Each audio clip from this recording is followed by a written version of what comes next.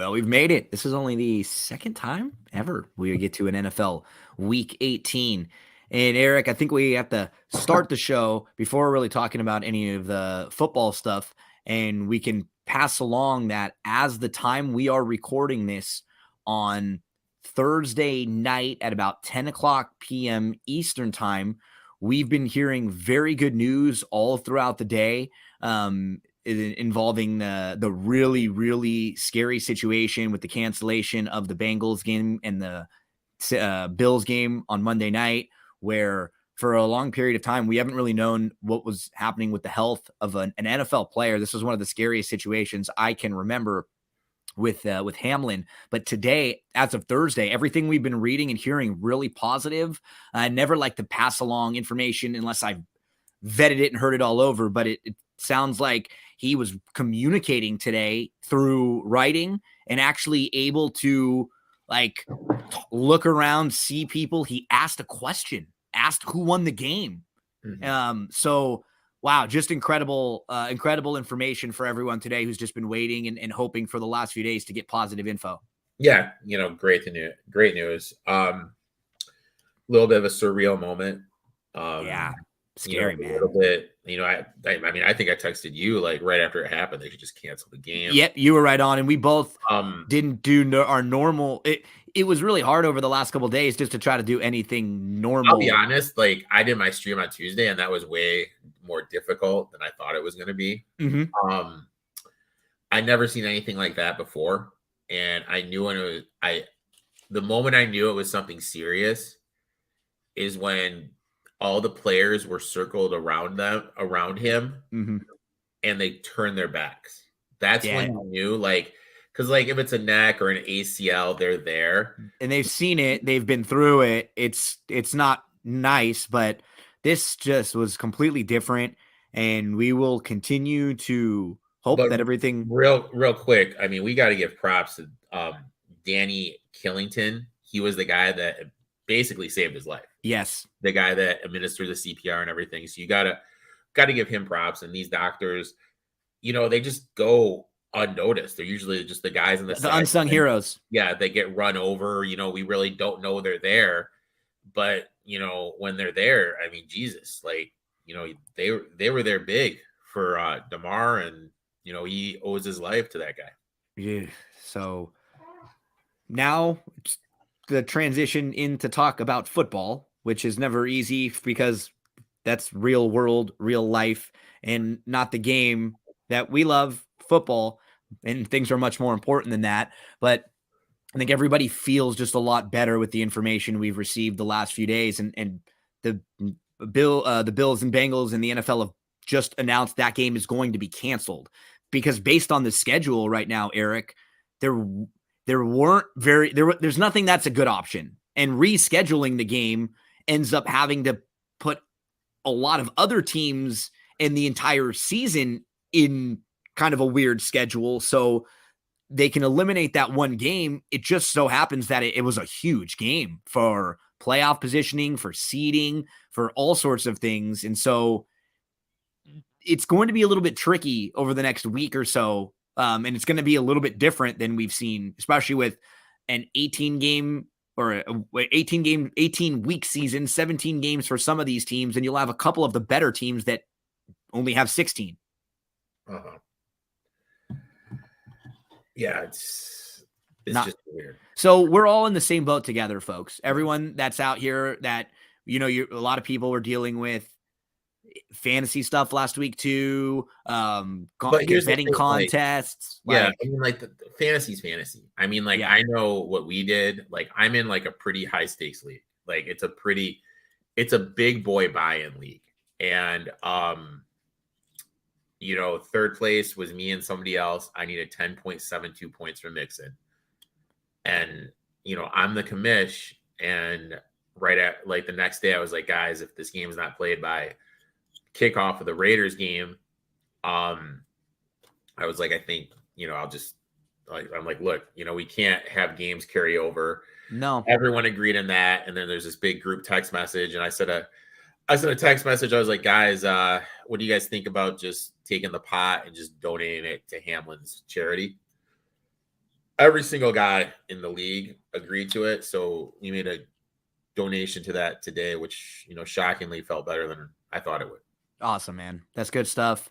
As we all make that pivot, like we said, from talking about the real world stuff into NFL Week 18, final week of the year, all sorts of crazy playoff implications. And some of these games we're going to talk about, Eric, as we look at the lines up at Betfred Sportsbook, like some of these games are meaningless for certain teams, for both teams.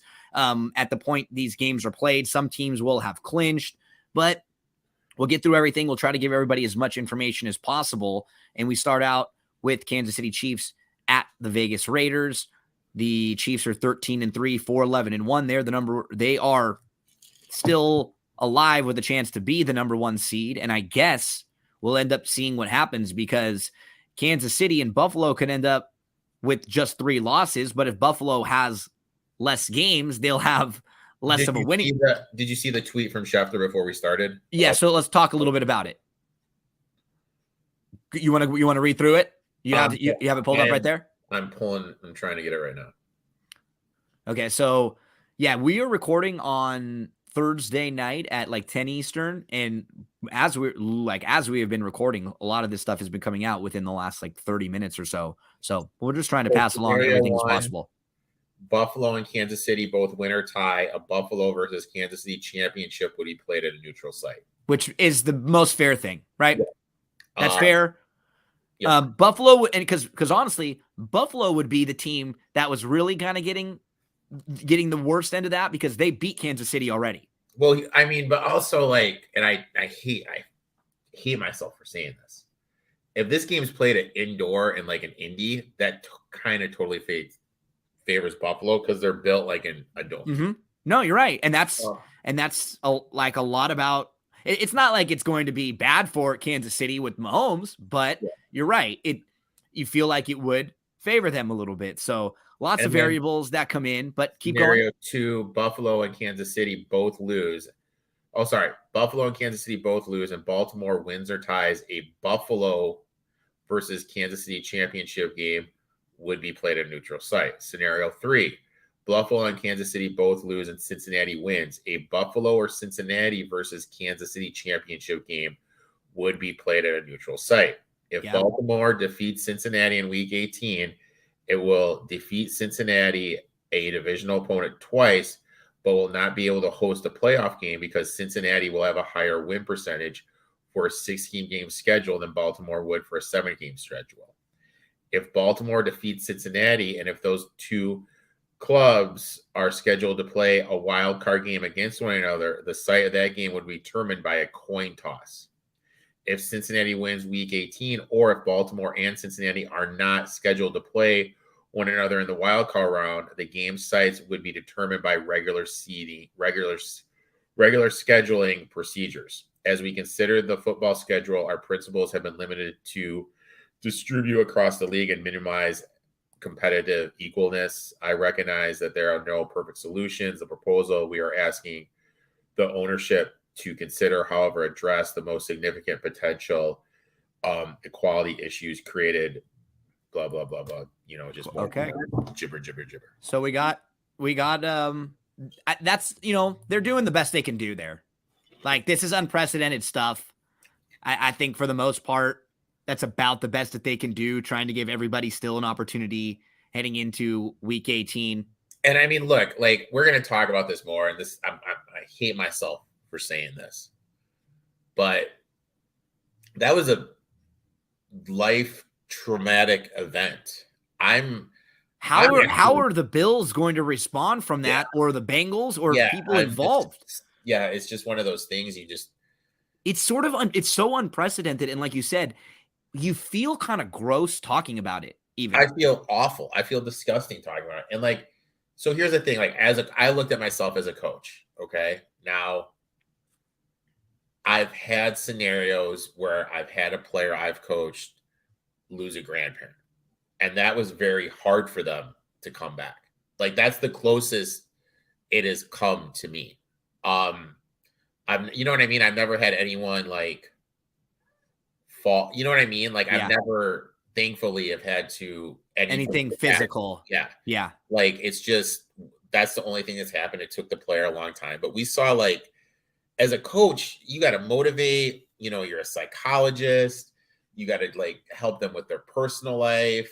Like, make sure you motivate them the right way. Now you factor all this in. I mean, McDermott and Taylor have their hands full. I mean, I think more than people realize they do, just because, like, seeing someone being resuscitated isn't something most people can just kind of walk away from. This isn't like, how does somebody rehab from an ankle injury?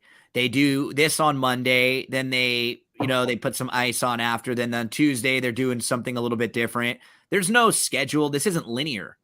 You don't know how people kind of get through, recover. Hopefully he continues to get better, and then people can heal a little bit more, but we don't know. And that's a variable that you have to consider, but you don't really know what to take from it. It's not like we're talking about how weather impacts a game or an injury or anything like that. It's just very, very different. And as we move into week 18, we talk about the Chiefs and the Raiders. 13-3 Chiefs, 4-11-1 against the spread. Raiders 6-10 straight up, 8-8 against the spread.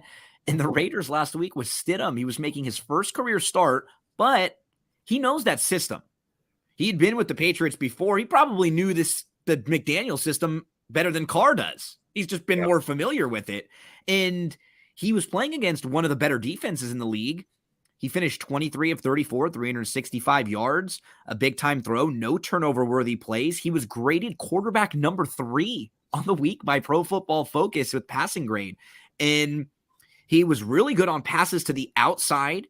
His average pass traveled a league high 10.9 yards down the field. He targeted the tight end 8 times with 6 receptions, so something to keep an eye on.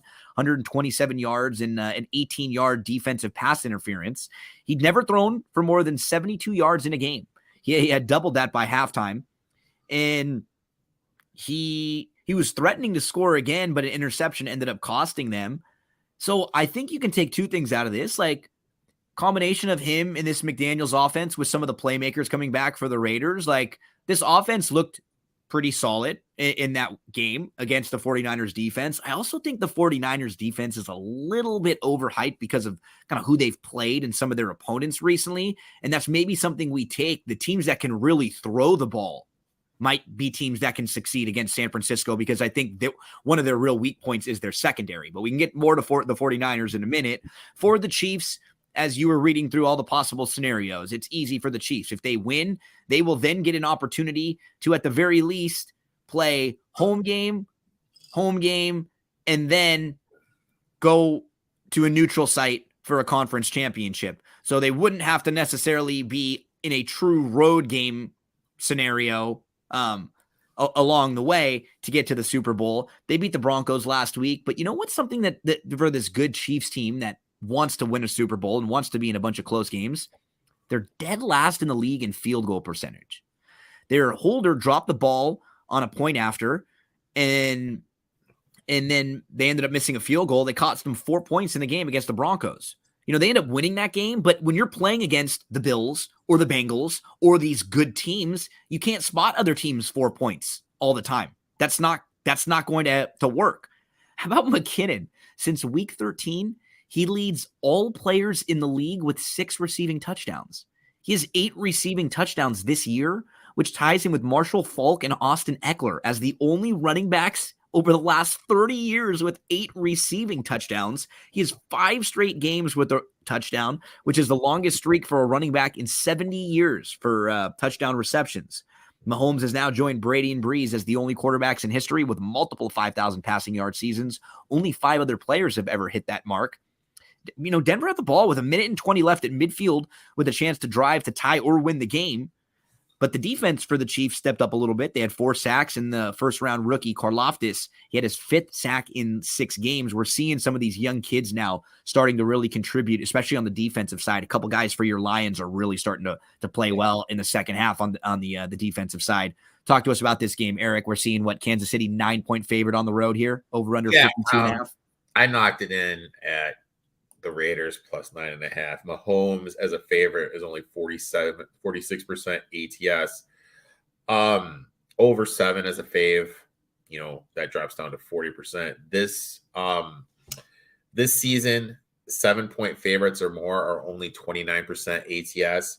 Road favorites of 7 or more are 1 and 8, 11% ATS.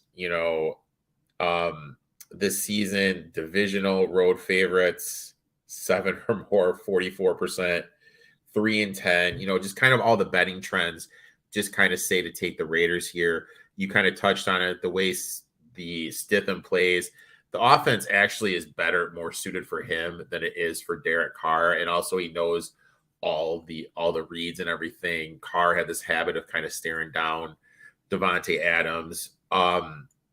With the Chiefs, if they get out to a big lead, they really don't want to get hurt. You know what I mean? Like you know what I'm saying? Like, why? Absolutely. It's just get your win, Yeah. Get up like 14-17, and then just nothing creative. And like you said, you're not trying to put a bunch of stuff on film either, right? You're not running a bunch of new plays and stuff that you may save some good stuff for your bigger games coming up. I agree with you. I'm definitely not laying. And I actually like what I saw from the Raiders offense last week quite a bit. Like they look pretty good. We know their defense is horrible. I mean, this might be a fun game to maybe play something like, let's see if we can find, if there's like a, what's like the first half over 26.5. Yeah, that's a lot of points. So, that is a lot of points, but I could see like the Raiders can score. And like we said, Kansas City, at least early, is going to try to get up and then relax. That might be something I look at, but I don't know. I don't really like that number, but that's sort of like how I'm seeing the game unfold. No real strong opinion on that one for me. And remember, this is Saturday. There are 2 Saturday games. We'll actually be previewing these over on the Better Than Vegas network too at BTV Bet. Saturday morning, we'll just preview them at 11 o'clock a.m. Eastern time, which is the normal time we preview all the Sunday games. So we'll just keep it consistent for Saturday and Sunday this week. Let's move to the second Saturday game. This is a win and you're in game for the AFC South. We have the Tennessee Titans and the Jacksonville Jaguars. We have the Titans who need to win to get in. The Jags can actually lose this game, and if a couple other things happen, they could still get in. I think they would need 3 other losses. Yeah, they need like 3 losses. Right? Pittsburgh, the Dolphins, and the Patriots all to lose, and then correct. I think they could get in. So for the Titans, they win, they're in. They're coming off of a game on Thursday night last week where they sat almost all of their starters because it was really irrelevant for them winning or losing that game. And maybe it was a blessing in disguise for them because they end up throwing out Dobbs, and he's now going to be their starting quarterback. Because what Dobbs gives them is a quarterback who can throw the ball a little bit more. Because they already have such a good running game with Derrick Henry and a strong running back, I don't think they really needed another quarterback like a Malik Willis who is mobile. You sort of just need someone who can make a couple throws. And I think that's really all that Josh Dobbs can do, right? Is just make a few throws that Wills just couldn't really do in some of the starts. Wills can't read a defense. Yeah. And that's basically evident with how they're calling a game. He just, can't read it. And you're at a position right now where the pressure is magnified. It's a primetime slot, and the offense is just so limited with him there. Even his RPO game wasn't that good.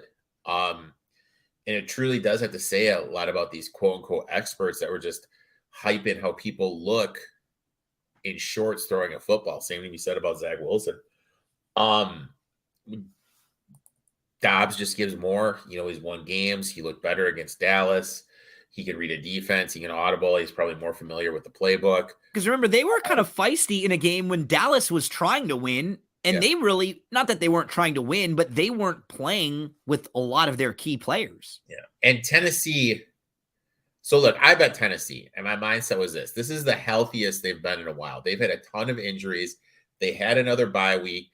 So they get a couple, it basically got another bye week, right? They got 3 extra days here, or they played Thursday, or no, most of their players had another bye week, and then they still got 2 extra days, 3, because the Jags played on Sunday last week. They played on Thursday, and now the Jags have to play on a short week, and they play on a Saturday. So not only did, like you said, their players get the bye, basically like a bye and not play that game, they got a couple extra days on the schedule as well. And then you just kind of look at it. I think this line's a little bit higher because people saw how they did lose to the Cowboys as bad as they did. Because a lot of people just kind of look at the score and then they see how bad the Jags beat the Texans. Vrabel as a road dog is 57% ATS. He's 64% ATS as a road dog when the line is above 3. Titans are 2 DVOA versus the run. They're getting Simmons. They're getting all those defensive linemen back. Jags really underreported the amount of injuries they have to the offensive line. I really feel that the defensive line of the Titans is going to be able to get to Lawrence and make him uncomfortable. And are the Jags going to be able to stop Henry? The last 7 games, he's averaged 142 yards per game rushing.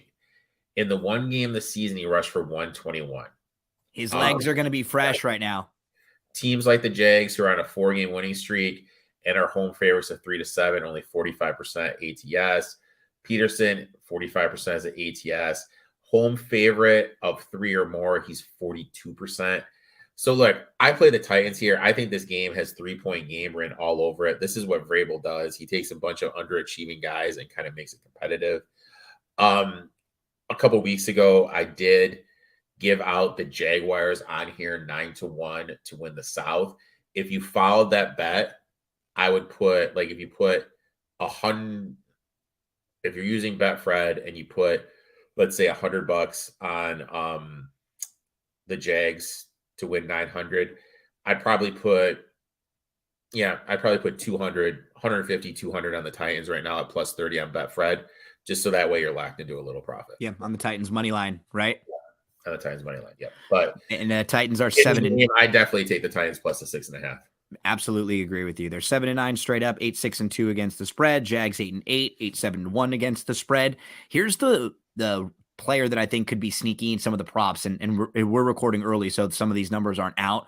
Props, if you're playing a DFS lineup this week, the tight end, who I've mentioned a few times for Tennessee, Okonkwo, because as he started to play more and trend up, it was right as Tannehill got hurt and Will started to have to play more, and they can't really throw the ball, and he's actually still been getting more routes, targets, like his recent games, 5 targets, 3 receptions, 5 targets, 4 receptions, 6 targets, 5 receptions, 5 targets, 4 receptions, 2 targets, 1 reception, 4 targets, 3 receptions. Like I said, this will be probably a better game for him with a quarterback who can throw the ball a little bit more. Yeah.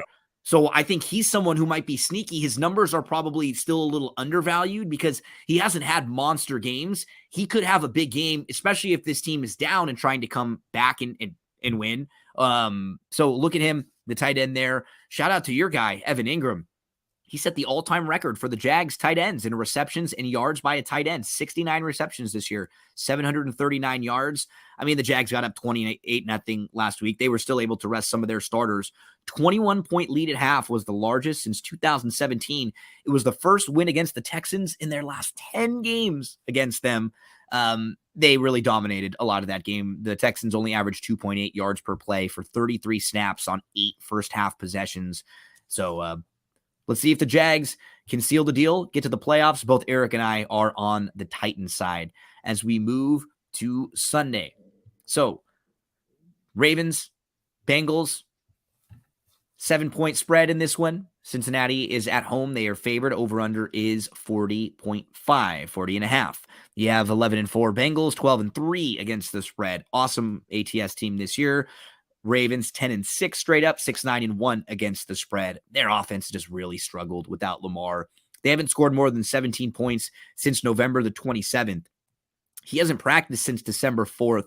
In the 4 games that he's missed, they've won 2 of them. They've only scored 4 touchdowns in 19 quarters with Huntley as quarterback. And they gave up another late game score in a game where they probably could have won. Pittsburgh took the lead with just over a minute left in the game. It was the 4th time this year they gave up the game-winning touchdown in the final 2 minutes of a game.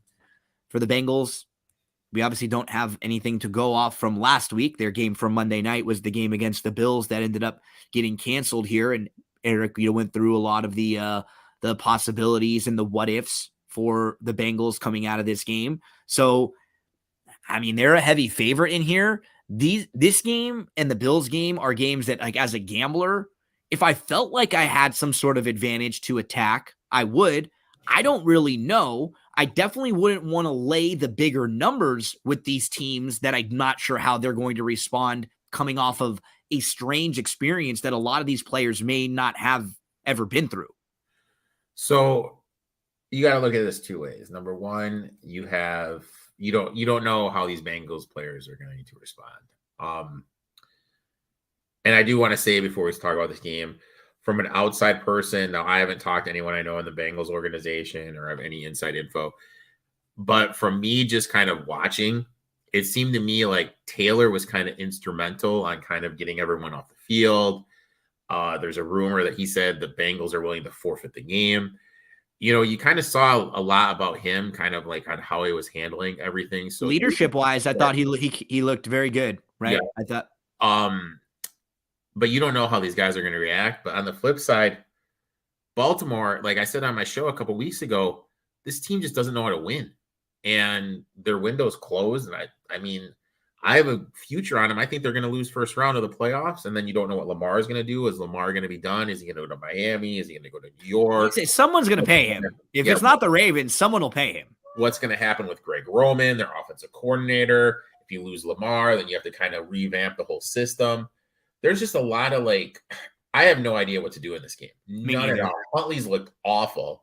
Terrible. I don't want to do anything in this game. One quick thing, last year and the year before, when I came on here in the last week, I talked heavily about player props and, incentives and everything, but it's become a little too mainstream. I'm seeing these kids do TikToks on them and everything. So this year, I'm not going to be doing any offensive player prop incentive bets just because I feel like it's too mainstream now. You may not be built into the line. Yeah. And what's hard is that I'm going to mention two only in one game. And because that game is kind of meaningless, I'm hoping that it may fly a little bit under the radar. And if not, I see one defensive player prop. If the line is right, I'll take it, but they don't have a line out on it yet. So yeah, that's what's hard. Well, and as I mentioned, Eric and I will always be doing previews of all the football games day of for throughout the playoffs. So when there are playoff games day of Saturdays or Sundays, we'll do the playoff previews for Better Than Vegas at BTV Bets either in the morning or a little before the game. Most likely they'll be at 11 a.m. Eastern time as we continue to Panthers and the Saints. Meaningless game here as the Panthers lost last week, and Tampa has now clinched the NFC South. So you have the Saints as a 3.5-point favorite in this game. Over under is 42. Carolina 6-10 straight up, 8-8 against the spread. The Saints 7-9 straight up, 7-9 against the spread. Panthers, they were up 14-0, and then that injury to Horn, it just destroyed them. I mean, they couldn't stop Mike Evans. He went for 200 yards in the game, and he just ran all over them. Darnold hurt them in a couple big moments. Honestly, he was pretty good in the games that he played for them this year. But like we've talked about, he's one of those guys where when you need him to make a play or when you're down and you need him to come from behind, it's really hard to trust. He had 3 total turnovers in the game that led to 10 points for Tampa. So they have questions that will be, what do they do with their head coach? What do they do with the interim coach who did a pretty good job despite everything, right? I mean, Matt Rule was awful. He didn't set this team up very well. They spent a bunch of money on bad quarterbacks. They weren't really a very well-built team. They traded away their best player in the middle of the year. Robbie Anderson walked off the field. This team could have given up and been 2-15. So I thought he did pretty good just to kind of keep this team playing and alive all the way through week 17. And for them last week, they couldn't run the ball against Tampa, and then that killed them. They had 22 carries for 74 yards, 3.4 yards per carry. You're trying to ask Sam Darnold to do too much. and you play a Saints defense that's played really well as of late. They beat the Eagles last week with Minshew. They ran an interception back for a touchdown to seal the win, and Philly had the ball late with a chance to take the lead in that game. The Saints dominated the time of possession in the first half, almost 23 minutes of possession to just over 7 minutes for the Eagles. They held Philly to just 61 total yards and 2 first downs in the first half. And they've now allowed 20 points or less for the 7th straight week, which is the longest stretch for their franchise since 1991. Any thoughts on this one? I think the Panthers really like this Wilkes guy. I think the players are going to play hard for him. At this number, I would kind of take the Panthers, but I have no real feel for this game. Don't really want to do anything. Nobody's got any real playing for anything, like you said, or just for some jobs. But but these players did. They do like Wilkes a lot. I'd lean that same direction with you. Yeah. I wouldn't lay the number with the Saints here. I would lean it with the Panthers. And I think, oh my God, what is the kid's name? I am spacing on the kid's name. In terms of DFS, I do like Rashid Shaheed. He's led the Saints in routes and snaps last week. And look, no JC Horn. This Panther secondary is really bad. That could be kind of like a lower price option guy you can play in DFS that can kind of open up some stuff for you. Let's keep going. Eric, where do we head next on our Sunday slate? We go to the Browns and the Steelers. Browns are 7-9 straight up, 8-8 against the spread. Steelers 8-8 straight up, 9-6-1 against the spread. Pittsburgh with an outside chance to still make the playoffs here. They're a 2.5-point favorite at home. Over under in this game is 40. They also have a chance to keep the streak alive for their head coach, Mike Tomlin, who has never finished a season under 500. So they'll either be over or under. I guess they could tie and still be 500. They started 2-6. They've been 6-2 since. And Kenny Pickett led another fourth quarter game-winning drive. He helped Pittsburgh take a 3-point lead with less than a minute to play. He has led 3 fourth quarter comebacks this year. That is the most for a rookie quarterback since, and I'll ask you this question. It's a quarterback that's a current starter right now. Is he hurt right now? No, it's the quarterback that's currently playing right now. He's currently starting games right now. Baker? No, Gardner Minshew. Oh. I was trying to get cute with the wording of it because he's not going to start a game this week. But Gardner Minshew had a couple game-winning drives back when he was a rook. So on the Browns side, it was Watson's best game so far. He led 3 straight touchdown drives in the second half. They just didn't get off to a great start, though. It was 7-3 at halftime. They had just 23 passing yards in the first half. And the offensive line was not very good. He was under pressure a lot in that game. 47% of his dropbacks, he was pressured. But Cooper kind of quietly has had a pretty decent year. He hit 100 yards for the 5th time this year. What do you think about this game with the Pittsburgh trying to keep Coach Tomlin's streak alive? I bet Cleveland at 3 earlier in the week. I'd still take him at 2.5. Tomlin is 47% ATS. After playing the Ravens, he's 46% ATS. And the thing with this is the narrative is teams need to win. Teams need to win. We got to back the teams need to win. Well, teams that have been eliminated that are playing against a team that needs to win are 62% ATS against the number. And let's flash back to what happened last year when the Jags not only covered, but they straight up beat the Colts. Those teams tend to play a little more loosely. There's all the pressure in the world on a team that needs to win, which Pittsburgh is. I know that they do struggle defending the run. Clowney could be coming back. Clowney comes back. That does help the run. And this is their rival. This is the Browns Super Bowl right now. That right now we need to remember what the Browns are building for is for next year because they didn't have Watson all this time. They're building for next year. What a better way to get the season going in the right direction by getting a win and knocking your rivals out of the playoffs. I like the Browns here. I bet them at 3. Even this number right here, I do it as well. Let's get to Texans and the Colts. Oh, what an ugly looking game here. Colts are 4-11-1, 6-10 against the spread. Texans 2-13-1, 7-8-1 against the spread. And the Colts are a 2.5-point favorite in this game. Now, if the Texans lose, they will get the number 1 overall pick. But if they win and the Bears lose, the Bears would actually get that pick. So right there, that's why you have to bet the Colts. I bet the Colts at -2.5. Now, my thought process is this. They can't really improve their draft position that much. They need like a funky Cardinals win, I think, for them to improve their draft position. We've seen Lovie Smith do this before. Like Sean Payne's openly talked about it, that Lovie, when he was the coach of the Buccaneers, tanked that game so they could maintain that number 1 pick and draft Jameis Winston. You get your pick of the litter here if you're the top pick. We saw the Jets win that pointless game a couple years ago, lost the top pick to the Jags. The Jags were able to get Lawrence. You don't think that the Jets organization wants to go back in time and draft Trevor Lawrence? You know what I mean? Like, I think the Texans are going to taint this game. I think we're going to see come tomorrow, we're going to see some key players on the Texans get on the injury report, not play. I think Saturday's too much. I think Saturday's going to want to go out on a win. It wouldn't surprise me if Sam Ehlinger's, oh my God, Ehlinger struggled. They put in Matt Ryan. Matt Ryan has one last swan song to get the win. To me, you got to take the Colts here. I laid the 2.5. Yeah, what we've realized this year, hey, it's not easy to be an NFL head coach, right? You can't just come in and be an NFL head coach. They've been outscored 151-68 in their last 4 games. That's about an average of a 3-touchdown loss per game. And keep in mind, one of those games was that game that was close against the Vikings where they blew the big lead. That's in that stretch.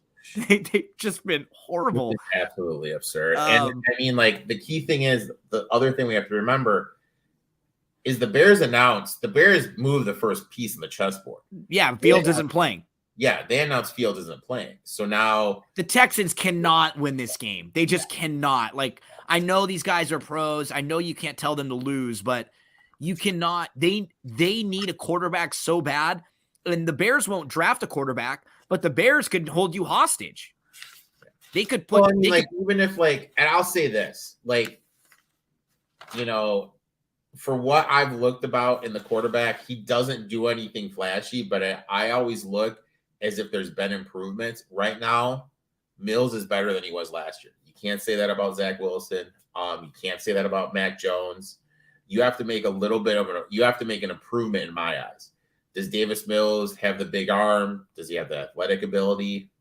Not athletic, but the running ability? No. But he has improved. He does look like he's understanding the position better. But, he's one of those guys you need a lot of pieces around him to win. But this year is a nice quarterback year. Right? There are a couple up top that at least people are pretty high on, right? With someone like a Bryce Young. Yeah, there's Bryce Young, there's CJ Stroud, but then you have that stigma of Alabama and Ohio quarterbacks. Yeah. But you do have Will Anderson, a great pass rusher. There's a lot of ways you can go on that top pick, but by having the top pick, you can go the way you want. Absolutely, right? That's the key. You don't have to wait for the Bears to have a domino or the Bears trade that pick to a team that desperately needs a quarterback, and then you have to wait for them. So there's a lot of, they're just better off to lose it. And I think, and Lovey has done this in the past. Let's get to the Vikings and the Bears. We've got the Vikes 12-4 straight up, 6-9-1 against the spread. The Bears 3-13 straight up, 5-10-1 against the spreads. We were just talking about these two. The Vikings are a 7.5-point favorite on the road in here. Over under is 43 in this one. The Vikings, they've had a few of their losses this year where it's like all of the bounces they got in the wins come back against them in a few of their losses. Jefferson just got completely shut down. He had one catch for 15 yards. At one point, the game was 41-3. And you know what? They even got a little luck. They blocked a punt for the second straight week. So they're one of only 3 teams this year who has multiple blocked punts. They got the ball at the 1 yard line and had to settle for a field goal. their special teams is awful. They gave up a kick return touchdown, 2 missed field goals, and they also gave up 2 good punt returns. Then they muffed a punt themselves. They got lucky to cover it. They are number 28 in DVOA, 28 overall. They will enter the playoffs as either the worst number 2 or the worst number 3 seed ever, depending on whichever they are, based on the DVOA metrics. They're the only 12-win team in history with a negative point differential. If they win by 49 points this week, they will still have the lowest point differential in history for a 12-win team. This year, their losses, they've got blown out by the Eagles. They got crushed by Dallas. Your Lions beat them up, and they got absolutely destroyed last week, and they're 11-0 in one-score games. Yeah, they're due for some regression. Definitely they're under. But like the Bears are actively tanking. They have nothing. They have zero to play for. They're in the battle, like we just said, against the Texans. Hip injury, which let's face it, he's banged up, but who's not banged up at this time of the year? I think the Vikings are going to win. I think they're going to actively try to get Justin Jefferson the record. I think he's a must play in DFS.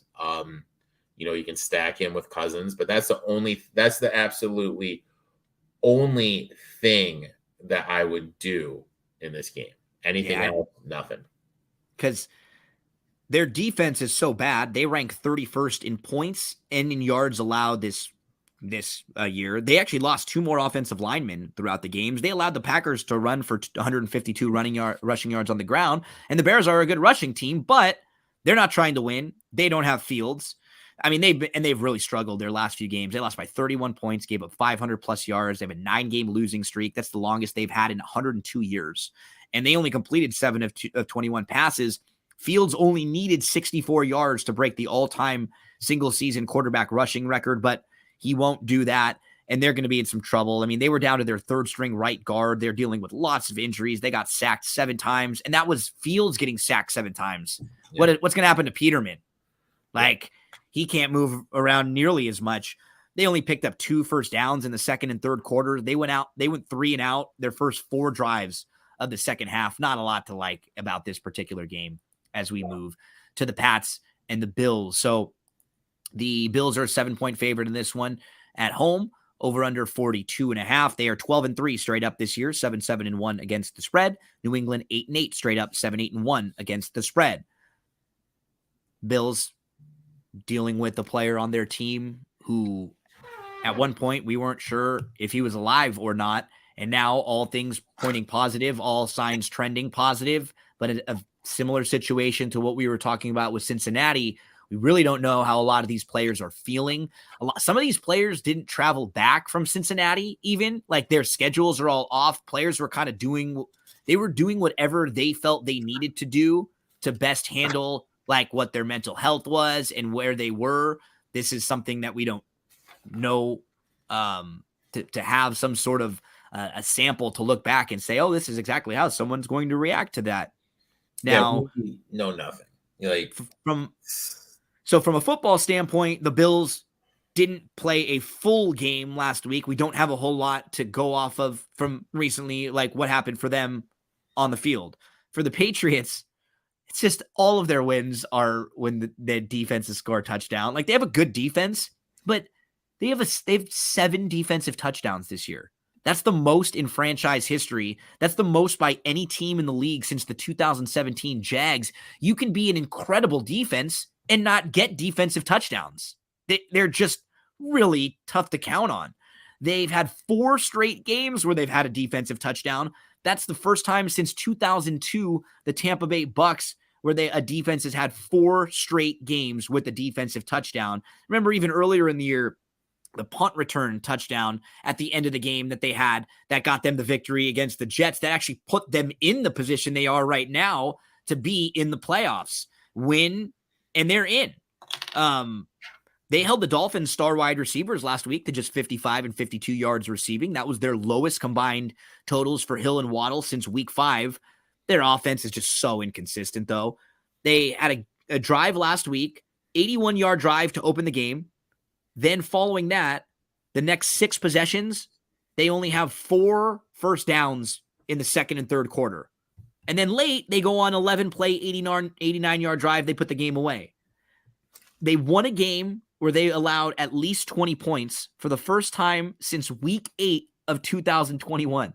They have been 0-8 in their last 8 games when they've allowed more than 20 points. So it just says right there, they can't win games where the opponent scores more than 20. They can get a defensive touchdown, a couple of fluky things to happen. They're not a sexy team, but they are trying to play to get into the playoffs, and we don't exactly know what Buffalo is going to do here because this is going to be Sunday coming after a Kansas City game. Like, what if Kansas City loses that game? Yeah. Well, aren't these games going on at the same time? Oh, well, no, Kansas, not. My bad. Kansas City's on Saturday, right? Yeah. So, yeah, you don't know what you're going to get here. Like, I want to take – I hate to admit it. You know, I do have a certain reputation to keep, but I'm a good person at heart, and I want to bet the Patriots so bad, but I kind of feel a little dirty doing it. You don't know how these players are going to react, man. You just don't know. Like, when that first hit happens, what's going to happen, where their mental state is. We know Hamlin's moving in the right direction, which is great to see, like phenomenal to see. But you just don't know how these players are going to react being back on the field. You know, shout out to Josh Allen in his press conference, totally bashing those people that are blaming T. Higgins. If you're blaming T. Higgins for this, dude, like, come on. Allen, 7-point favorite or more at home. 7-point favorite or less at home, excuse me. 38% ATS. Against the Patriots as a 7-point favorite or less. 0-2. It's no secret what the Patriots are going to look to do.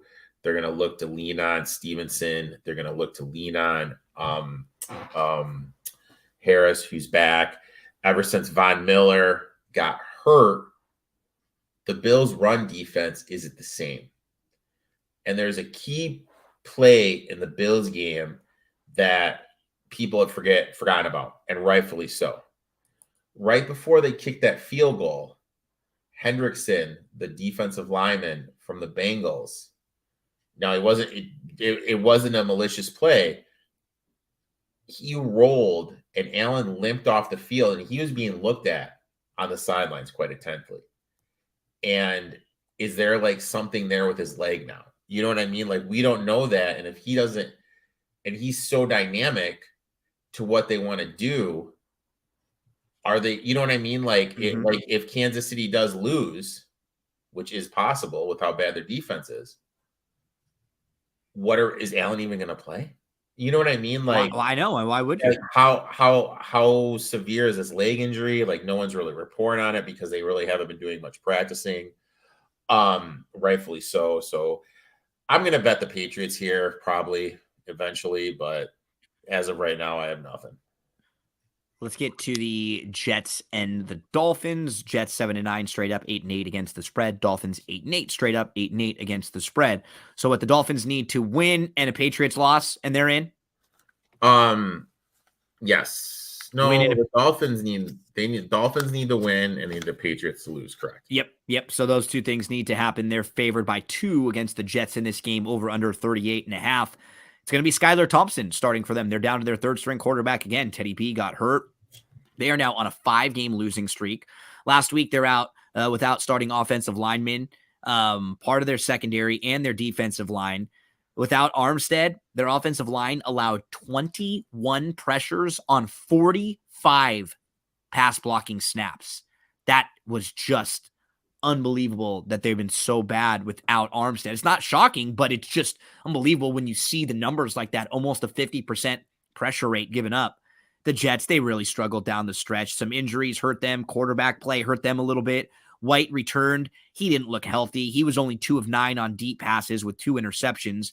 It was their 5th straight loss after being firmly in the playoffs. And now they are eliminated from playoff contention. They had a couple wide receiver drops, including a tough one on 4th and 4 from Wilson. After getting down 14 early, they were forced to become really one-dimensional, and it put them in a bad spot. That's now 12 straight years where they've missed the playoffs, which is the longest active playoff drought in the NFL.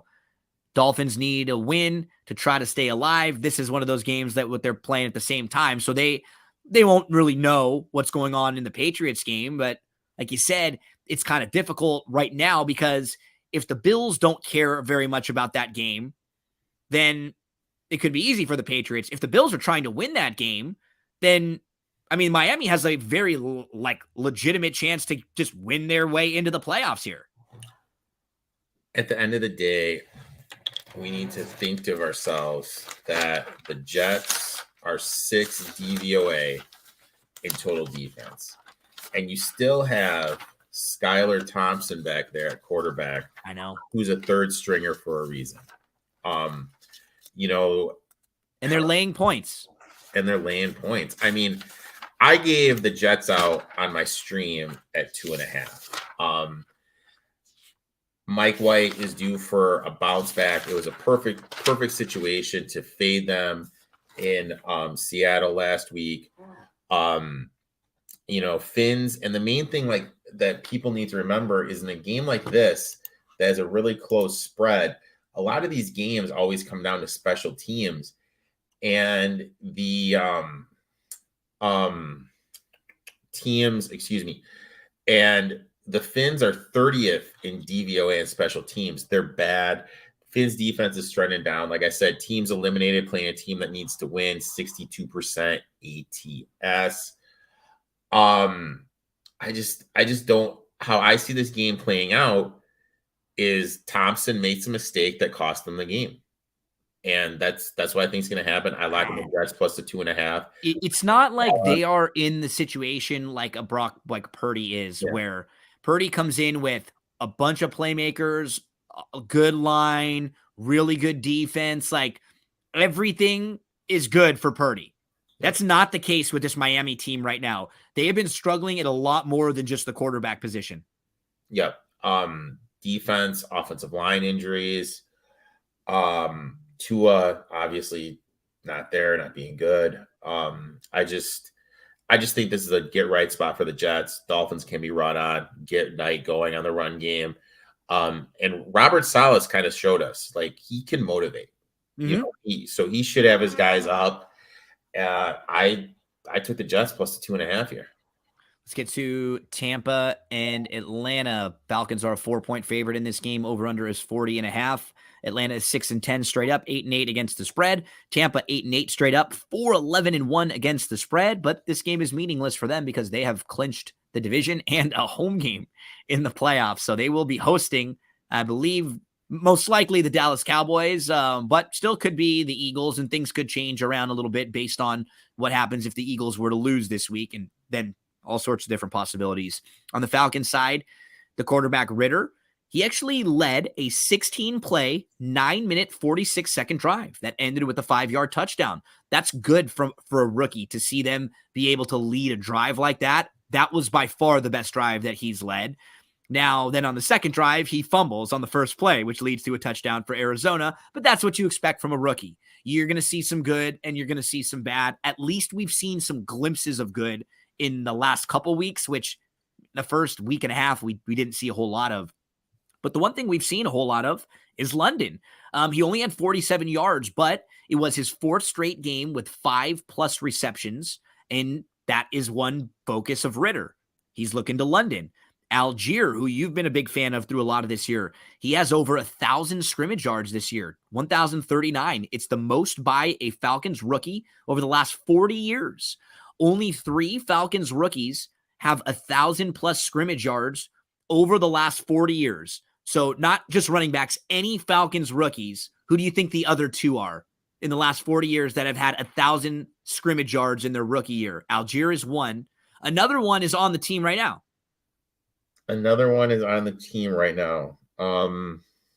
Last year.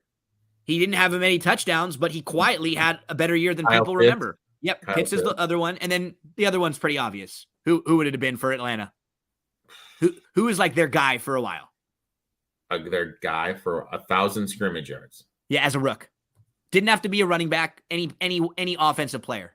Jeez, Andre Rison? Julio Jones. Oh my God, I forgot about him. Yeah, so right, so that would have been Algier, Julio, and Pitts from last year. Those are the only three who's ever had 1,000+ scrimmage yards in the last 40 years. So for Tampa, I mean, we don't really have to talk a whole lot about. Yeah, they're locked in. So we don't really have to talk about what happened for them last week. We'll talk about their season when we preview them for the playoffs next week. For them, this is just everybody sitting, really irrelevant game. Bulls said people are going to play. I kind of did my best to look back. And from what I've found, when this was the case, usually Brady at Tampa would play a half. Yeah, and that's probably what I think, a quarter or a half, a couple drives. So I really wouldn't do anything on that end. You mentioned Algier. He needs 100 yards to go over 1,000 yards for the season. Clear cut number one since and that's just rushing, right? That's just over 1,000 yards rushing because he's already hit that scrimmage mark. So man, he's had a great year. You were on him early. And since Ritter has taken over, his floor since Ritter has taken over is 17 carries, 80 rushing yards, and 1 TD. That's his floor.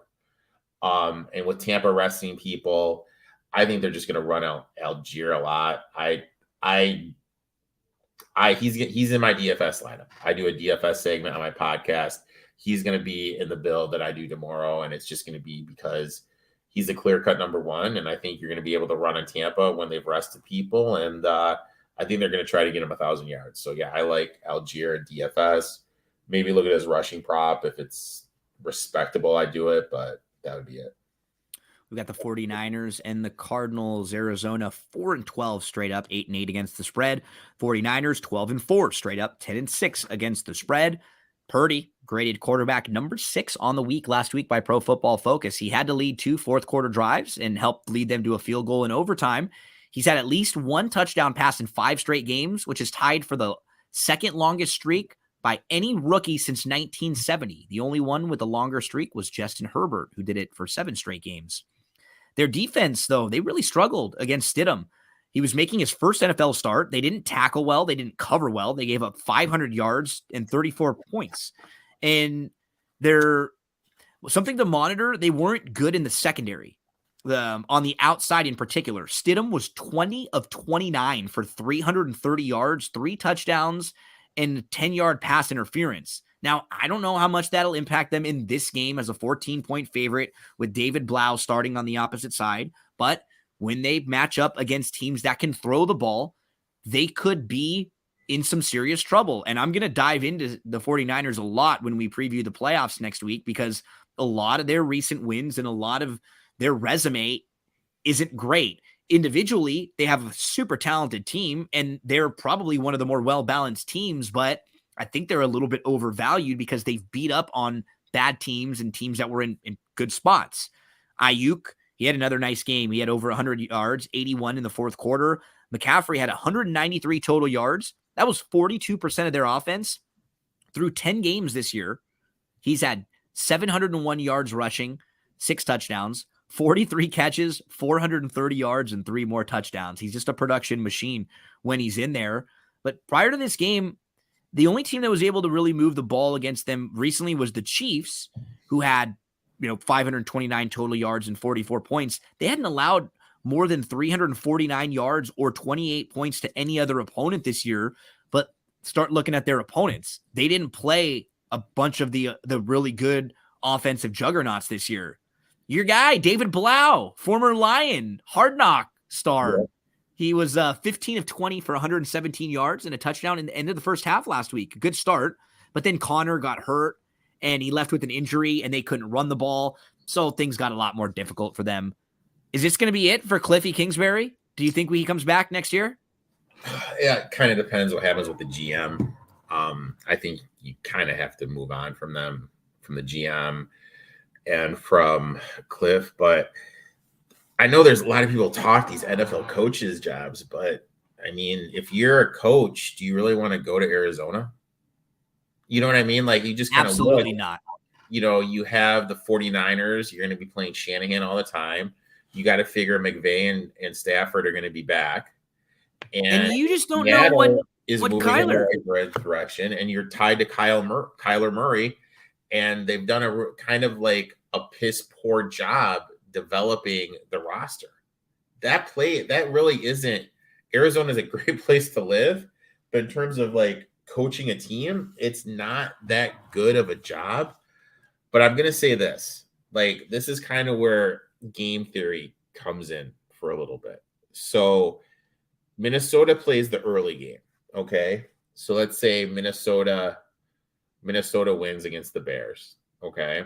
And Arizona's comfortably ahead against the Cardinals. And they look up at the scoreboard and see the Eagles are comfortably ahead against the Giants. They can't move out of that 2 line. no. So what are they going to do? They don't want Brock Purdy to get hurt. They don't have another, They don't right? want McCaffrey to get hurt. Nope. I mean, Debo's destination to come back. So they'll probably pull people. This is over 14. I really want to take the Cardinals. I say it all the time.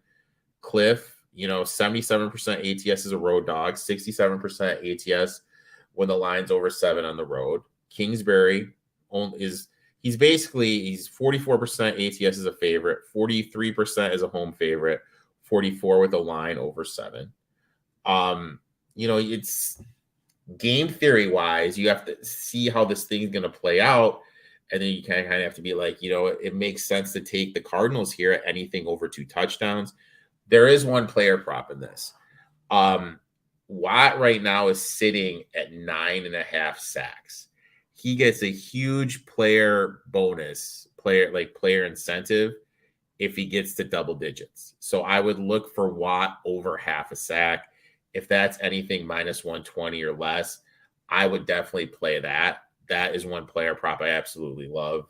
But in terms of this game, that's what I do, because I think that because in this window, all these games are kind of tied together. You can do the same thing with Dallas, because if Dallas sees that Philadelphia is winning, they're going to look to pull people.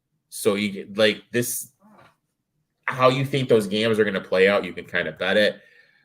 I would, if you can get over 14, I would kind of take the Cardinals though. Let's get to Cowboys and Commanders. We have Dallas as a 7-point favorite on the road in this game. Over under is 41. Dallas 12-4 straight up, 9-6-1 against the spread. Washington 7-8-1 straight up, 7-8-1 against the spread. You have Dallas still trying to play for the division, still with a shot to get themselves a home playoff game. Now, there was a recent stretch now where Dallas played 3 games in 12 days, but they've kept themselves alive with a win and an Eagles loss. They looked ugly, though, in that win against Tennessee, who was not playing a lot of starters. They had 3 turnovers, 2 interceptions. They sat Pollard out with a thigh bruise, and they've really been struggling to run the ball as of late. 3 games in a row where they've run for less than 4 yards per carry. Ezekiel Elliott had 1.9 yards per carry on 19 carries last week. Their center had an ankle injury, so they've had to really shake things up on the offensive line quite a bit. They had to move guys around from center to another, left guard to left tackle, all these moving pieces. Dak has 10 interceptions in his last 6 games, 4 fumbles. He's only lost 1 of those, but he's thrown for over 1,600 yards and completed more than 70% of his passes. But the turnovers are becoming a real thing. They did incorporate T.Y. Hilton a little bit more. He had 4 catches, 50 yards, converting 3 third downs into first downs. And on the Commanders side, with their season on the line, they went to Carson Wentz, and he was not good. He did not hit 100 yards passing until 5 minutes left to go in the game. And this team was 7-5-1. They were in a position to control their own destiny, and now they've been eliminated from the playoffs. The one game I think that is going to haunt them, Eric, that I think they're going to really remember was the game when they were up double digits against the Vikings late in the 4th quarter. And he had that god-awful pick. Yeah, and that just crushed them. But I mean, like, here's the thing, and I talked about it on my stream the other day. We would both agree with the Commanders who's their best player. Terry McLaurin, right? Yep. Last week, 5 targets. Logan Thomas had more targets than him. In a must-win game for you with your season on the line. 5 targets. Guess who had more targets than him? Logan Thomas. 3 weeks ago, it's against the Giants. 6 targets. Dotson. Don't get me wrong. People like Dotson, but he's not like a number one guy. He's like a slot speedster. He's like a 2.5. Yeah. Had 10 targets. He only had 6. Like, it's just, it doesn't make sense why you're not giving your best player the ball. We said this before. You and I aren't high on the Vikings, but what's the one thing the Vikings do? They give Jefferson the ball. You got to give McLaurin the ball. I mean, obviously, I feel that, Rivera is going to be gone. Turner's going to be gone. Del Rio gone. Totally a revamp. You kind of have to see what you have in the kid Howell.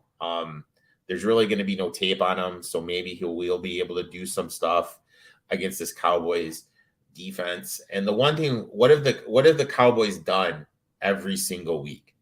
They've played up and down to their opponents. They struggled against Tennessee. I know the game against the Colts was a blowout, but guess what? That was like 10 minutes of just god-awful football from the Colts in the fourth quarter. That really wasn't anything that the Cowboys were doing. That score is a little bit misleading. I think the Cowboys are going to lose first round of the Bucks, just because that's what they've done all year. They've struggled to run the ball. Offensive line has been good, and they've played up and down. But I don't want anything to do, because who knows if this Commanders team has just mailed it in and quit with where they were. And Sam Howell starting. Apparently Heineke went and said that Sam Howell should start this week, which is so weird. Like, who are you, Heineke, to be going in? The thing is this, is we both know how hard it is to get a quarterback. Oh, yeah. Like, the organization should be like, hey, we need to see what we have on this kid. Completely agree. If I were Heineke, though, I would just be trying, because he's not a proven starter anywhere. I would just want to get as many shots as I can out there, but he's one of those guys that I think he's just a backup. He's a fine backup. He's sort of in that Minshew, and we'll talk about him in a minute. Like, these are guys that can come in and play well for you for a week or two, but they have weaknesses. Like, they have to be a lot. Like, there's a lot of guys I think that could go in the Brock Purdy situation and look okay, right? Because that's like a perfect situation. But most guys, when you put them in a bad spot like Washington, you're in trouble. Like, you're going to have bad weeks. Yeah. Well, I mean, like, I feel the difference between Purdy and Brock Purdy, and then when you look at someone like Heineke and you look at someone like Minshew, is Purdy, in my eyes, knows what he is. You know what I mean? He doesn't do anything crazy. Doesn't try to play hero. That's a great point. And I think that has to probably do with and Minshew. These guys try to play hero ball all the time. Purdy knows what he can and can't do, and he's pretty good at knowing his limitations. Heineke and Minshew are like just complete. They're like that friend you take to a party and he drinks too much. You have no idea what the hell he's going to do. And I think some of that has to do with the situations that those guys have been in versus someone like Purdy now. Purdy, he goes in there and they're telling him, dude, you don't do anything other than what's scripted.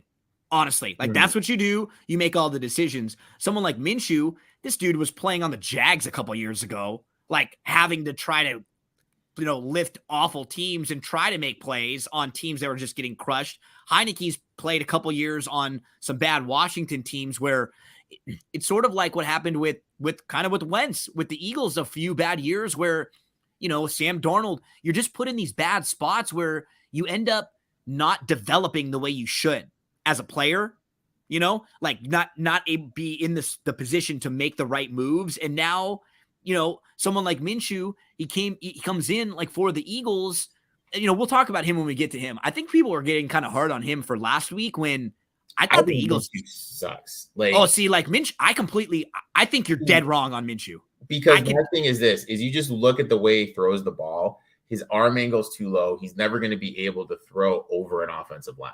So technically speaking, he's going into the battle, losing it with how he throws the ball in his arm angle.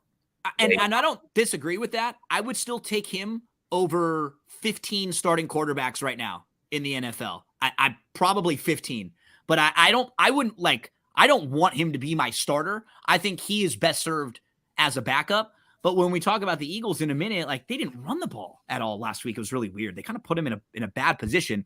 We'll get to Eagles in just a minute. We'll continue to talk about some of these backup quarterbacks as we move now to Chargers and the Broncos. So for the Chargers, they can put themselves in a little bit of a better position, right? Or are they kind of settled in here? Because They're basically settled in. They're basically settled in because Denver's a 2.5-point favorite. Well, that's all the line movement. Like if they're kind of tied, they're tied into the Ravens. Yes. So if the Ravens lose, they're like locked in. And that's why we saw as soon as they announced these times, this line move. I locked in the Broncos at 3.5 just because I knew the Bengals were probably going to beat the Ravens with how much the Ravens have struggled offensively. And even if this was even if that wasn't the case and these teams both played at the same time, I'd still be on the Broncos here plus the 3.5. The chart, you have to look at it like this. What have the Chargers done? They've finally gotten the playoffs. They have people coming back. They're healthy. Why do they want to get them hurt? Why do they want to get people hurt? I just want to back up, and that's because of that. I'm going to take the Broncos. Ever and Carter have some contract incentives. Those are the two that I was looking at that I was going to mention, right? Is it 5 for Everett? Yeah, you can kind of do some stuff with them, but because I don't think Eckler's going to play. I don't think Herbert's going to play. I don't think Allen's going to play. I don't think Williams is going to play because the Chargers have a legitimate dangerous roster. And they are that team that could make that run. So why would you know what I mean? Why would you risk it? It doesn't make sense. Doesn't make sense to risk it. I think they rest a lot of people. I locked the Broncos in when it was plus 3.5. I would still take them anything under 3. They did look a lot more organized. And well, you know what I liked is they made adjustments. They actually looked a little bit different, right? They had 2 tight end sets as their primary grouping. They used Wilson as a runner a little bit more. They called play action more frequently. You come in, you change some things. Yeah. I like to see that. Who knew? Albert O, you have this big athletic tight end that can catch and block, and you play him and he actually produces. He was at Hackett's doghouse for whatever reason it was. It's not my place to speculate what it was. But, he caught a touchdown. He looked a lot better. And the team, like, you saw these guys come to Russ's defense a little bit on Twitter. Maybe a lot of that stuff was Hackett because Hackett's going to allow that stuff to happen. He's going to allow Russ to have his office, Russ to have like so many parking spots. He's allowing that stuff to happen. You know what I mean? If you're a coach, you just say no, and the person listens to you and respects it. He kind of allowed that to happen. It sounds like this new guy, Russenberg, is kind of even the playing field a little bit, got people to respect a little bit. I will say this. I don't think there's a chance in hell that Sean Payton goes there. We can all kind of agree the top 4 quarterbacks in the NFL are what? Mahomes, Allen, Herbert, and Joe Burrow. You got 4 games a year against Herbert and Mahomes. Why would you do that? Why would you go to Denver, especially offensive line concerns, quarterback concerns with how poorly Wilson has looked? So, yeah, I don't think Payton's going to go there. But in this game, I absolutely love the Broncos. I locked them in at the plus 3.5. Anything under 3, I'll definitely go. Yeah, you got the defense who had forced 2 turnovers. They tipped a field goal, right? Like that shows you that they had a little like they were trying, right? The defense was playing. And the Chargers, they're locked into a playoff spot. They could be a fun playoff team this year. Eckler, 103 receptions. That's the 3rd highest single season in NFL history for a running back. 5 more, he would move to number 2 all time. 116 is the record. He would need 13 receptions to hit that. That would be unlikely. Bosa played 47% of the snaps last week, and first game since week 3. It would be nice for them to have all these guys back as we move to the Rams and the Seahawks. So this one's weird. The Seahawks will be trying to win, but so they try to win, then later on Seahawks got screwed. I mean, right? Let's just call it what it is. Seahawks got absolutely screwed. NFL tries to do this thing where they're not, it's not rigged. But when you do stuff like this, it comes off like it's rigged. It comes off like the Seahawks are going to lose this game. So it sets up Whoever wins between Detroit and Green Bay will get in. Obviously, if Seattle wins this game, Detroit is eliminated from the playoffs. So you could get a less than a better effort from the Lions. This game and the Packers-Lions game should be playing at the same time. It's kind absolutely, of BS absolutely. That it's BS. They're not. It is an interesting game. Did you hear the big rumor going around?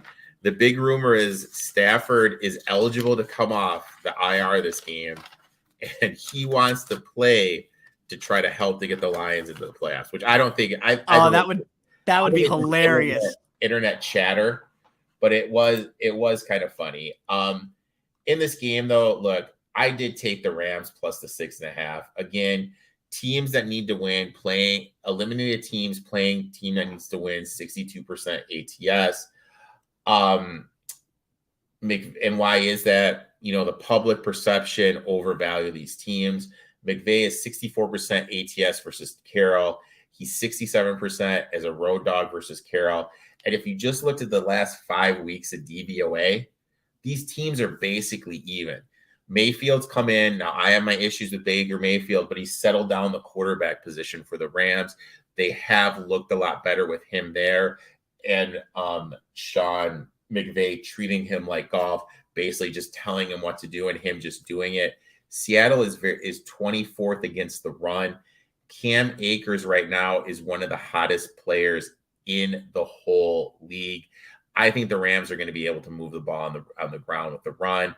And then also Bobby Wagner still playing. Bobby Wagner with Donald out, he's kind of taken over that role as the leader of the Rams defense. And he remembers what happened with Seattle kind of running him out of town. I like the Rams here. I bet him at plus 6.5. I'll probably do a little bit of a sprinkle on this money line too, because it wouldn't surprise me if they won this game.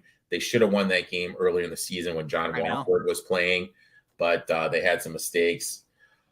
So yeah, I bet the Rams here. I gave this one out Tuesday on my stream. Yeah, I like the Rams also in this spot. 5-11. That's the most losses ever by a Super Bowl champ from the year before. 6-9-1 against the spread. Seattle 8-8, 7-9 against the spread. They kept themselves alive. They ran the ball better last week with Walker, with DJ Dallas too. The template of that game was much different. They got up early so they could run the ball. The last few games they had been coming from behind. Geno Smith, only the second quarterback in Seattle history to throw for 4,000 plus passing yards in a season. He passed that against Jets, his former team. They've only had one quarterback do so in a season, Joe Namath, back in 1967. The Rams now, you mentioned Akers. Another really good game. He had for 100 yards for the second straight week, 19 carries, 123 yards. So, maybe someone to give a look in some DFS spots as we move. He went, 19 for, what was it? 19 for 123. 123. Yeah. Yeah. Second straight week. He had a 42-yard play that went for 33 yards over expected. Yeah. So I love seeing the yards over expected plays, which means you're getting good vision and you've got a little bounce in your step, 17 for 60 and 2 touchdowns when they played in week 13. Just a great matchup. It's crazy to think he's going to finish right with how bad he started. He's going to finish right at that RB2 line. Yeah, like his projections were right at that R. But that's the thing, though. He came back way too early. I know. Everyone thought, and you were all over that. Yeah, you were all over that. It takes time for your body. These guys are high level athletes. He came back at the end of last year, and that really screwed him all up. I think. So, right. Gotta kind of keep that in mind. This is the Akers we saw when he came into the league. This is the Akers I loved. I was all hyping, saying he was the best running back in the class. But you know what? It just takes time. I'm glad to see it. I think he has a huge game. In the DFS build we're doing, he's actually going to be one of the players. Final 2 games of the season, the regular season, the Giants and the Eagles. Giants 9-6-1 straight up, 12-4 against the spread. Eagles 13-3, 8-8 against the spread. Now the Giants are set. They are in the playoffs. Now they can actually, I think they can improve their position, right? But they're not going to, they're locked in. They're kind of, okay. So they're locked into their spot, but the teams around them could move. That's they're going to play the third divisional winner. Yeah. They're locked in. They'll play either the Vikings or the 49ers based on what happens with their team's records. We have to think of it like this.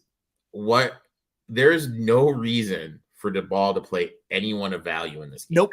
Especially a Daniel Jones, a Barkley, any of their defensive guys, offensive linemen. No reason at all. No reason. And then also another reason is it's a good possibility if they go in and they beat Minnesota, which I think they could because none of us are high on Minnesota, and they lost on a last-second field goal in overtime just a couple weeks ago.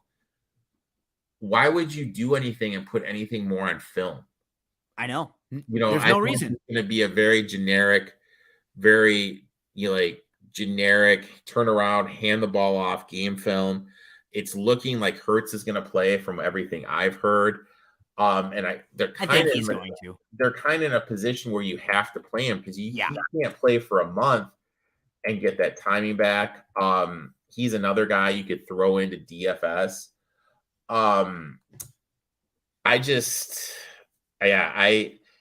To me, you play the Eagles or you play nothing at all here. And the only thing I was weirded out by with the Eagles, right? So they've had some issues with the offensive line. They got the ball back with Gartner last week and had a chance, late in the game, and he threw a bad interception. I'm not going to say that he played well or anything last week, but the coaching staff. So they're down early, 13-0. They ran the ball in the second half 2 times. 2 times. Why would you do that to Gardner Minshew? You got to run the ball. You're only down 13-0. How their offense is set though is so much of the on Hurts stuff. I know, and that's the problem is that around Hurts. So it's you're not going to go in, especially to go into the playoffs and start implementing new stuff and new running schemes. So I mean, I kind of get it and I kind of understand it. It put him in a really bad spot because defensively, they were playing a Saints team who's been playing a lot better recently defensively, and they knew that they weren't going to really run the ball a lot of the time, and so I'm not taking a whole lot out of that game last week. I'm not really taking a whole lot out of the games with Minshew for them, but I do think this is still a good football team. I think you're right. You want to get Hurts in here, you have them come back, you win this game, and then you can have Hurts relax a little bit for the next couple of weeks because you can have a bye and you're in good shape. We'll talk more about Daniel Jones and the year he had this year. I thought he was excellent, but I hope to not see him on the field very much in this game. Sunday Night Football. If Green Bay just needs to win and get in. Your Lions need to win this game, and a Seattle loss will put the Lions in. Both of these teams are 8-8. The Lions 11-5 against the spread. Green Bay 8-8 against the spread. Green Bay lost to the Lions earlier this year. Green Bay was 3-6, then 4-8. They had lost 5 straight games. They beat the Cowboys, then they lost back-to-back games. They had lost 7 out of 8. Now, after 4 straight wins, they can get into the playoffs. I don't think their wins are that great. And now they've been one of these teams where things are bouncing their way, and they've been a little bit lucky. They had 4 takeaways, 3 interceptions, and a fumble. Now, back-to-back games with 4 takeaways for the first time since 2016. That doesn't happen very often. Alexander slowed Jefferson down. He lined up against him on 20 of his 31 routes. It wasn't like he was locking him down one-on-one, though. They were getting a lot of help on Jefferson. And the recent wins for them, they're a bit fluky. Everything that went their way against the Vikings last week. It was that was more, I think, of the Vikings season of all those lucky bounces for the Vikings coming back against them. Look at, they played the second and third string Rams. They played the Dolphins and they were down big, and then Tua gets hurt and they end up coming back in the second half. They played the Bears, who were really, really struggling. And then last week, kick return touchdown, pick 6. In the first time they got a kick return for a touchdown and a pick 6 in the same game since 1967. They had 14 points with 14 yards of total offense to start the game. Those kind of things don't happen. So, I mean, everybody's like, Aaron Rodgers, he's doing it again. He hasn't been playing that well during this stretch. Look at the numbers, he has not been that good. There's that false narrative going around on Twitter that ever since Love came into the game, he's playing inspired. But if you look at the numbers, he's really not. you kind of hit the nail on the head. The main thing has been their luck has just kind of turned around. First half of the season, kick return, special teams were god awful. Now they're getting kick return touchdowns, and they just weren't converting on fourth downs. Now they're starting to get fourth downs. They're starting to convert fourth downs. They do have some key rookies on the defensive end that are playing a little bit better. But for me in this game, everyone that's listened to this, knows how big I am in offensive line and defensive line. I have my own rankings and my own stuff I look at. This right here was the biggest advantage, the Lions offensive line against the Packers defensive line. I think they're going to be able to move the ball effectively, running the ball. Packers have really struggled defending the run. I think it's going to be a heavy run script of J.C. Jackson, DeAndre Swift, Jamal Williams. They're going to lean on that run game, and they're going to really limit Goff throwing the ball because they don't want to get in a game where you have to rely on Jared Goff to throw. I think they're really going to lean on the offensive line. Defense has been playing better. Hutch has been getting to the quarterback. This line opened up at 3. I think this line is just kind of inflated because of how well the Packers have looked on paper winning these games. Teams 4-game winning streak at home. They're only 48% ATS. I just don't know how the Packers are going to be able to stop the run. And I really think the Lions are going to lean on this offensive line. Yeah, they got to lean on the run in the weather. Try not to ask, not necessarily something that I think Jared Goff can't do. I think it's become a little bit overstated. Like we've seen him go outdoors this year and do okay a couple of times. All the playmakers are here. This is a huge game for the Lions. They beat the Bears, so they do still have a shot. This has been a good season for them now. You're playing in these big, meaningful games. Hutchinson, Houston, St. Brown all had really nice games. They've all had a good year. Hutchinson, 3 interceptions on the year. That's the most by any defensive lineman in the Super Bowl era. He's the only player in the league this year that has 5 sacks and 3 interceptions. Yeah. I mean, this is the type of guy that you need, these playmakers. After a 1-6 start, they're a 500 team with a chance to finish above 500 and go to the playoffs. They're tight end right. He had 2 touchdowns. Zylstra had 3 a couple weeks back. Their tight ends have 12 touchdowns this year, even after having traded Hawk. It was the 8th 30-point game of the year, the most in franchise history. The defense sacked Fields 7 times. They're currently a top 10 team in DVOA. They're number 9 overall in DVOA this year. They scored on 6 of their first 7 drives. They completed passes to 10 different receivers. And, the number that everyone will be pointing out, they're 3-19 in their last 22 at Lambeau, but I believe 4-3 in the last 7. So recently, they've played much better. Let's do it, Eric. Let's get your Lions home here. I would love it. I mean, I have a good future. I think I got them 9-1 at the beginning of the year to make the playoffs. Right now, if you think they're going to make the playoffs, your best play is not to bet the playoff prop. You actually get a better ROI if you bet their money line and the Rams money line.